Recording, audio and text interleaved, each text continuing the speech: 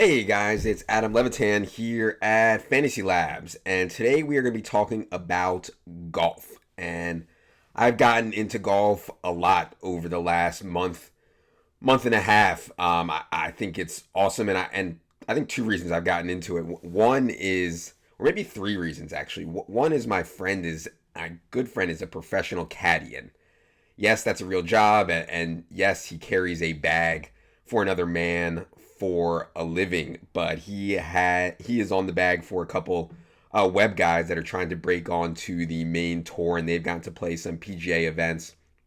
So I've been following him closely and kind of got into it that way. The other thing about golf is it is an afternoon sweat, and I don't have to tell you guys how fun an afternoon sweat is. There's obviously a million sports going on at night. There's baseball, there's hockey, there's basketball. Have my wife, my kid, have a zillion things going on. But during the day, like most of you guys, I am at work and trying to get distracted with a good sweat. So golf is obviously starts at 8 o'clock in the morning usually, and it's great for that. And the third thing about golf is it's not a grind, and we're obviously in the off season now for football and basketball, and the grind that those sports are. Golf is so different. I mean, we have Monday, Tuesday, Wednesday just to do research at our own pace, figure out who we want to play. There's not a lot of scratches. There's no injuries to track really. There's not a lot of news to be on top of. So it's just really simple to analyze data and come up with your plays and then sweat them Thursday, Friday, Saturday, Sunday without much stress. So yeah, I think golf is awesome, and was talking to Bales yesterday about how underutilized the golf product is on Fantasy Labs because they're really doing some really cool things. So today I just wanted to talk about, I'm going to make 3 points about the golf product and hopefully give you guys a better understanding of how to use it and what's important. So we're going to the models. Obviously, it's a big week this week, the fifth major, the Players Championship TPC at Sawgrass. I am in the Colin Davey model. Colin is the director of the PGA content for Fantasy Labs. If you guys don't know him, you can Google him. He is like this crazy smart data scientist, extremely good at predictive analysis and using data to predict sports. I believe he won the hackathon at the Sloan Sports Conference at MIT twice. Like super, super, super legit. So this is his model. I'm going to put a lot of stock in this. And what he puts a lot of stock in his model is adjusted round score. You can see here he gets 40 points out of the 100 to long-term adjusted round score and 15 to recent adjusted round score. So 55 out of the 100 points he has to use in his model goes to adjusted round score. So you might be asking, what is adjusted round score? And it's really, really important to understand it. So let's say that you shoot 8 under for a tournament and everybody else shoots, the best score behind you is 1 under. Everybody else shoots 1 under or worse. Now, next year you shoot 8 under again for the tournament, but everybody else shoots 10 under or better. So which round was better, right? Your 8 under from the first year or the 8 under from the year we just talked about? Well, obviously it's the 8 under from the first year where nobody else came even close to you. Everybody else shot 1 under or worse. So even though you had the same score, you can't just average that and come up with a real number, a real data point, because you have to adjust it for how the course was playing that year. So that's the first thing with adjusted round. We are moving guys' average round score around to reflect the difficulty of the course and the difficulty of the field in a given year when they played it. And it's also, where I think it's most helpful is for the web tour guys and the Euro tour guys. Because how do you compare a guy who averages 66 on the web tour versus a guy who averages 66 on the PGA tour? Obviously, the courses are different. The conditions were different. So this adjusted round number boils all that down into one number and can really give us a really big edge on pricing of some of these guys that a lot of people don't know about. So web, European guys, things like that, I think come up higher in the models on labs than they would on a lot of other projection systems. And that's obviously huge because they're also priced inefficiently. And I'm going to talk about that a little bit more lately, but DraftKings pricing is essentially a mirror of the Vegas odds to win. And those can be skewed by A, public perception of guys they don't know anything about, or B, of guys who, were on the web tour or the Euro tour and we can't compare them, or it's difficult to compare them to PGA guys. So again, adjusted round, I think, is the most important stat that you'll find on Fantasy Labs. Second thing I want to talk about is course form. So everybody wants to talk about how guys play a certain course. Who's good at TPC Sawgrass. And I think we really need to be careful here. Now, there's 3 columns in the models for course form. 1 is adjusted round on this course. 2 is count how many times a player has played the course. And 3 is miscut percentage. Obviously, how many times they've made the cut. So, for example, Rory has an adjusted round score of 69.8 at TPC Sawgrass, played it 6 times, made the cut 3 times.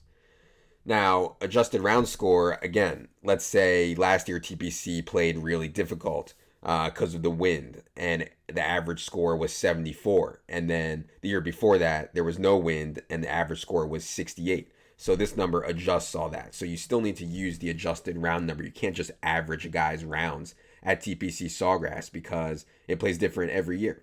So we have to adjust it for difficulty of the course and how the field played it. So this is a really important number here, again, when we're looking at course form. But I want to be really careful about using these numbers too heavily because we don't have that big of a sample size. So Matsuyama's only played this course twice. Spieth only twice. So let's look at the best guy for adjusted round score. So it's Kevin Kisner. 66.7 adjusted round score at TPC Sawgrass. Great. But he's only played it once. I mean, can we really put any stock in this when he's only played the course once? That's really, really scary to me. And Sergio, I would put more stock in this. He's played it 8 times. Adjusted round score of 68.1 is obviously awesome. He's never missed a cut in 8 appearances at TPC Sawgrass. So really, really strong course form for Sergio Garcia here. But all these guys, 1, 2, scare me. I do want to make one point about last week. So let me go back to the Wells Fargo. This was at Quail Hollow. Now, Henrik Stenson was 3rd in Colin's model. And notice that Colin only gives adjusted round score 10 points. So Henrik Stenson was 3rd in the model. But if we go here to course form, right here, this sticks out to me like a big sore thumb. 72.3 is his adjusted round score. Really bad at Quail Hollow. Played it 4 times. Missed the cut 3 of them. And this was going into last week. So, the count of 4 is not enough for me to really go nuts over. But when we're spending 10.2K on a guy, I want to be really picky. And this number here was a big red flag. I know Colin talked about it on the podcast last week that he thought Stenson was a pretty decent fade because of his course history here.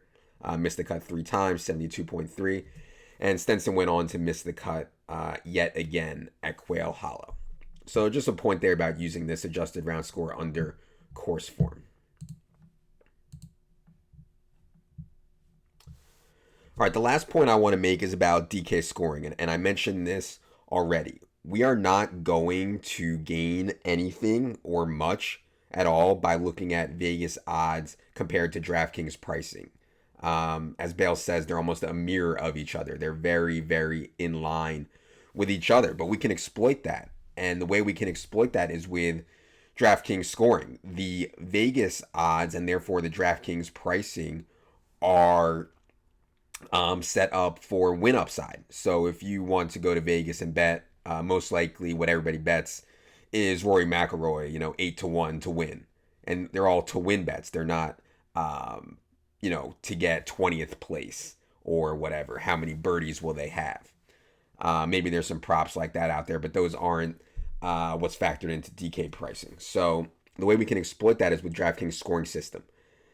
We get 3 points for a birdie on DraftKings and only -0.5 for a bogey and only +0.5 for a par. So again, 3 for a birdie, only -0.5 for a bogey, +0.5 for a par. And then we get -1 for a double or worse, but 8 points for an eagle. So guys that score a lot, guys that score really well are going to be really good on DraftKings. I mean, Rory is unbelievable on DraftKings. Saw last week, he finished 4th, but he had over 100 DraftKings points. He just made so many birdies and eagles. So to see how important this is, we can start messing with the models. So let's move the sliders on the models all to 0. And this is a way to test, our theories about how important something is. Here we go. So we're down to 0. If we hit update here, obviously plus minus is 0.000, dead even. But let's move long-term greens and regulation score all the way to the top. It only gives us plus minus of plus 0.87. All right, but what if we move long-term birdie score to 100? Well, now we get plus 2.46. Pretty sweet, right? Let's move long-term eagle score to 100. Well, now we get plus 3.03. So I think that's really an important factor to weight. You don't want to just count everything twice. So obviously, like guys who have a good adjusted round score are typically making a lot of birdies and eagles. Not always, but typically make a lot of birdies and eagles. So I don't want to go overboard and count things twice, but I do think birdies and eagles are really important. And we can sort that here. This column in the models is by birdies. So, one thing that you can see here is guys who are underpriced but are really good at making birdies. So like Patton Kizzire, 7,300 this week, is in the top 10 in his birdie rate. Emiliano Grillo, 6,700, really good in birdie rate. And then there's some guys down here, Adam Scott, Ricky Fowler, Horschel, guys like that maybe don't make as many birdies, that are going to rate lower if we move up this birdie score. So again, be really mindful of DraftKings scoring when you're playing. We're not just trying to get guys that win. I'm looking for guys that have a chance to win, but also get a lot of birdies and eagles. And especially if you're playing cash, if you have a guy that, might miss the cut. You're not so sure he's going to miss the cut. You're not so sure that he's going to make the cut. You want to have guys that are going to score 20, 30, 35 DraftKings points, even if they only play 2 rounds. And a way to do that is to get birdie guys. All right, so I'll be back with another PGA video probably sometime before the U.S. Open, so be on the lookout for that. We'll talk about adjusting the models for away a course plays.